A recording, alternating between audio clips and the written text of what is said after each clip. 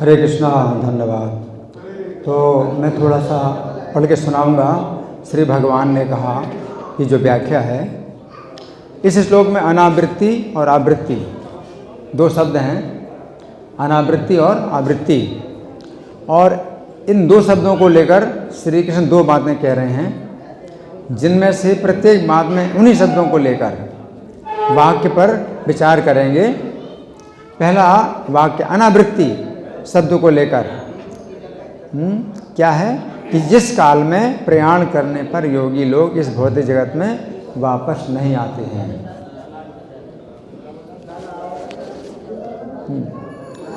तो श्लोक संख्या 15 में श्री कृष्ण ने कहा था कि जो महात्मा है वे श्री कृष्ण के धाम में जाकर इस भौतिक संसार में वापस नहीं आते, क्योंकि ये भौतिक संसार दुखों तथा मृत्यु का स्थान है। ये बात तो श्री कृष्ण ने उन महात्माओं के विषय में कही है जो श्री कृष्ण के अनन्य भक्त हैं, परंतु यहाँ पर श्री कृष्ण उन योगियों की बात कर रहे हैं जो श्री कृष्ण के अनन्य भक्त नहीं हैं, परंतु वे अपने जीवन के अंत में कुछ ऐसा प्रयास करते हैं कि किसी प्रकार वे भी श्री कृष्ण के धाम में पहुँच जाएं। यदि वे किसी भी प्रकार श्री कृष्ण के धाम में पहुंच जाते हैं तो उनका योग सफल हो जाता है। तो पिछले श्लोक में श्री कृष्ण ने कहा था कि श्री कृष्ण तथा उनके धाम की प्राप्ति श्री कृष्ण की अनन्य भक्ति के ही द्वारा होती है। इसका अर्थ है यदि व्यक्ति श्री कृष्ण का अनन्य भक्त बन जाता है तो उसे अपने जीवन काल में अथवा अंत काल में श्री कृष्ण के धाम में जाने के लिए कोई प्रयास नहीं करना पड़ता है। परंतु इस श्लोक में श्री कृष्ण बता रहे हैं यदि व्यक्ति श्री कृष्ण का अनन्य भक्त नहीं बनता है तो भी वो योग विधि के द्वारा तथा भक्ति की भी कुछ मात्रा के द्वारा श्री कृष्ण के धाम में जा सकता है। तो इस श्लोक में भगवान क्या बता रहे हैं कि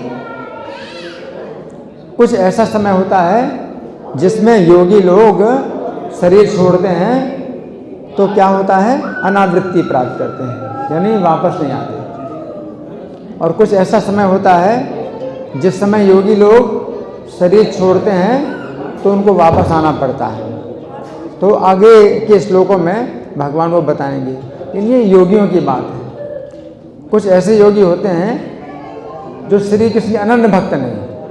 अगर अनन्य भक्त हैं तो फिर उनको समय की कोई चिंता नहीं, किसी भी समय शरीर छोड़ें।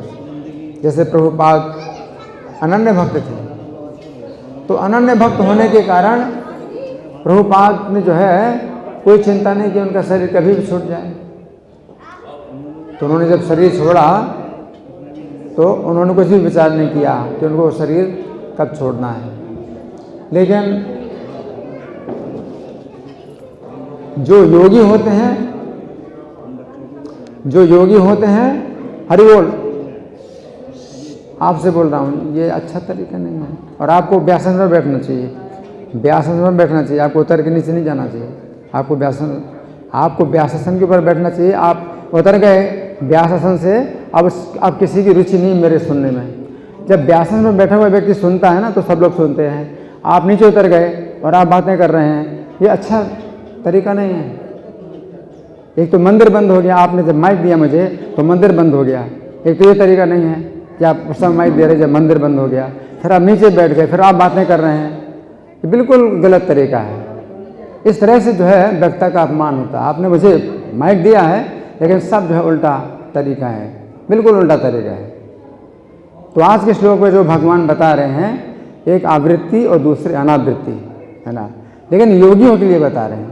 योगी उनको बोलते हैं जिन्होंने ब्रह्मचर्य का पालन करके अपनी प्राण शक्ति को इस प्रकार से नियंत्रित किया है कि वे ऊपर सिर के ऊपरी भाग में ला सकें। अब सिर के ऊपरी भाग में जब अपने प्राण को लेके आते हैं, अब वो जो है शरीर छोड़ने का समय निश्चित करते हैं कि उन्हें किस समय शरीर छोड़ना है। अगर वो समय उत्तरायण का है, जो 6 महीने उत्तरायण के होते हैं और शुक्ल पक्ष के 15 दिन के होते हैं, और दिन का समय होता है, उसमें भी ज्योति का समय, अग्नि का समय, तो शरीर छोड़ेंगे तो वो यहाँ अपने प्राण को जो है ला करके और फोड़ेंगे, तो वो जाएंगे, कहाँ जाएंगे?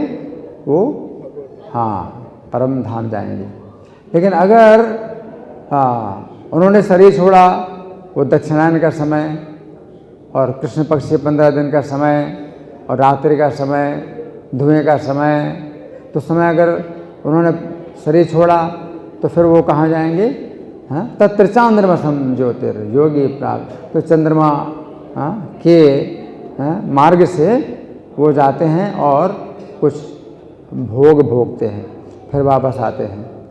तो उनके लिए बड़ी चिंता की बात होती है कि भाई उनको शरीर के समय छोड़ना है ना। लेकिन केवल उन लोगों के लिए, ऐसा नहीं है कि ये हर व्यक्ति के लिए लागू होता है, केवल उन योगियों के लिए लागू होता है जो अपने ब्रह्मचर्य के द्वारा अपने प्राण को वशीभूत कर लेते हैं।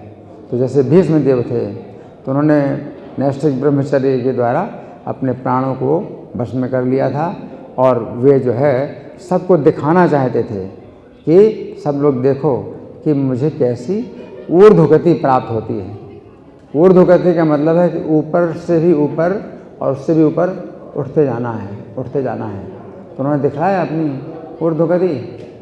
लेकिन वो तो अनन्य भक्त थे, उन्हें कोई आवश्यकता नहीं थी कि उस समय का जो है विचार करें कि किस समय शरीर छोड़ना है।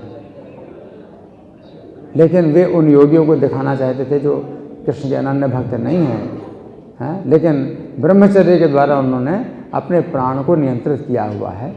तो वो किस प्रकार से शरीर छोड़ें, और जब शरीर छोड़ते हैं तो उस समय चिंतन करते हैं, श्री कृष्ण का चिंतन करते हैं। और इस प्रकार से चूँकि अनन्य भक्त तो नहीं थे, तो उन्होंने अपना शरीर छोड़ा तो उच्च लोगों में जाते हैं, लेकिन उनको वहाँ और भक्तों की संगति मिलती है, और इस प्रकार से अनन्य भक्ति की दिशा में वो जो है आगे बढ़ते जाते हैं। और इस प्रकार से फिर भगवान के धाम चले जाते हैं, है ना। लेकिन जो योगी जिनके अंदर कुछ भौतिक कामनाएं होती हैं, तो अपना समय वो फिर दूसरा निश्चित करते हैं कि उनको अपनी इच्छा के अनुसार उच्च लोकों में जाना है। तो वो जो है अपनी इच्छा के अनुसार जो है जाना चाहते हैं, भोगों को भोगना चाहते हैं। तो वो जो है अपना समय वो निश्चित करते हैं, और समय निश्चित करते हैं तो पंचांग के अनुसार निश्चित करते हैं। वो पंचांग जो है वो पढ़ते हैं या फिर किसी से पढ़वाते हैं। और उन्होंने जो है इतना अपने प्राणों को नियंत्रित कर लिया है कि जिस दिन वो चाहेंगे उसी दिन शरीर छोड़ेंगे। वो अपना जो है उस समय अपने इतना नियंत्रण रहता है उनका। लेकिन सामान्य व्यक्ति का कोई नियंत्रण नहीं होता है, कब श्वास बंद हो जाए। हमारा तो कुछ भी नियंत्रण नहीं है, कभी भी श्वास बंद हो सकती है ना। इसलिए हमारे लिए तो यही है कि हर समय हरे नाम बोलो, हर समय हरे नाम लीजिए, क्योंकि श्वास का कोई विश्वास नहीं, कभी भी बंद हो जाएगी। इसलिए हमेशा अभ्यास करो नाम लेने का। धन्यवाद। ग्रंथराज श्रीमद् भगवद गीता की जय, श्रील प्रभुपाद की जय। हरे कृष्णा।